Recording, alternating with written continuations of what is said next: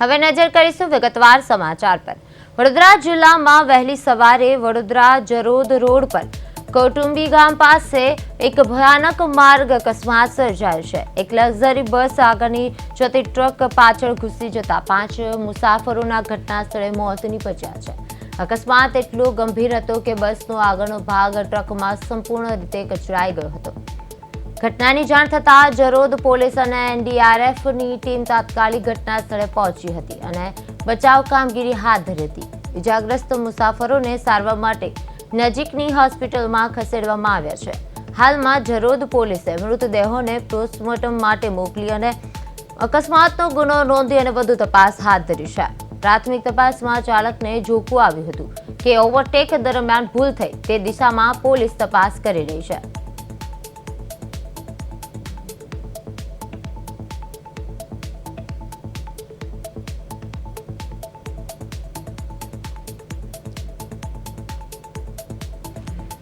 વધુ વિગત સાથે અમારા સંવાદદાતા તુષાર પટેલ ફોન લાઈનમાં જોડાઈ ગયા છે। જી તુષાર, આ બસ અને ટ્રક વચ્ચે ગમખ્વાર અકસ્માત સર્જાયો છે, તો શું છે સમગ્ર ઘટના?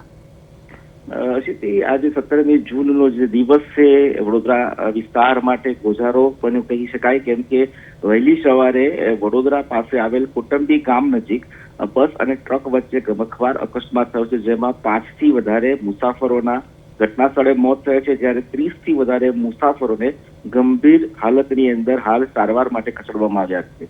પછી સમગ્ર મામલાની જો વાત કરીએ તો વડોદરા પાસે આવેલ કુટુંબી ક્રિકેટ સ્ટેડિયમ પાસે આ અકસ્માત સર્જાયો હતો, જેમાં હાલોલથી વડોદરા તરફ રોડ પર ઉભેલી એક ટ્રકમાં લક્ઝરી બસ જે છે એ ધડાકાભેર ઘૂસી ગઈ હતી, જેમાં આ અકસ્માત થયો હતો।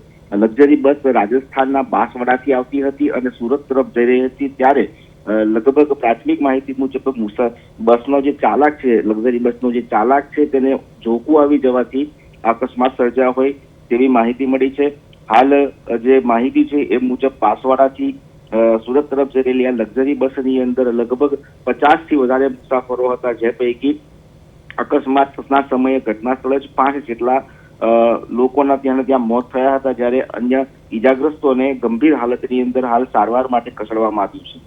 આથી જે સ્થળ પર આ અકસ્માત થયો છે ત્યાંથી મહજ 2 કિલોમીટરના અંતરે એનડીઆરએફનું કેન્દ્ર આવેલું છે, એટલે હેડક્વાર્ટર આવેલું છે, ત્યારે સ્થાનિક લોકો દ્વારા એનડીઆરએફને પણ જાણ કરાતા ઘટના સ્થળે લગભગ 200 થી વધારે એનડીઆરએફના જવાનો આવી પહોંચ્યા હતા। પોલીસ તેમજ આરોગ્ય વિભાગના 108ના કર્મચારીઓ સહિત સ્થાનિક લોકો અને એનડીઆરએફના જવાનો દ્વારા લગભગ 3 થી 4 કલાકનું રેસ્ક્યુ કરાયા બાદ જે મુસાફરો છે ઘાયલ એ મુસાફરોને બસમાંથી બહાર કાઢવામાં આવ્યા હતા અને સારવાર માટે લઈ જવામાં આવ્યા છે।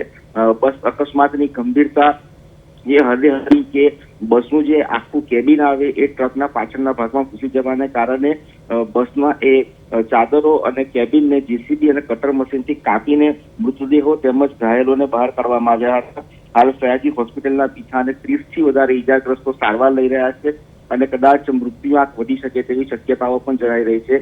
પોલીસે હવે સમગ્ર મામલે તપાસ હાથ ધરી છે। ઘટના કેવી રીતે બની, અકસ્માત પાછળ કોણ જવાબદાર છે તેવા કારણોની પણ હાલ પોલીસ તપાસ કરી રહી છે, પરંતુ આ કરુણ બનાવ બન્યા બાદ જે સ્થાનિક લોકો છે એમાં પણ અડધાટી જોવા મળી રહી છે।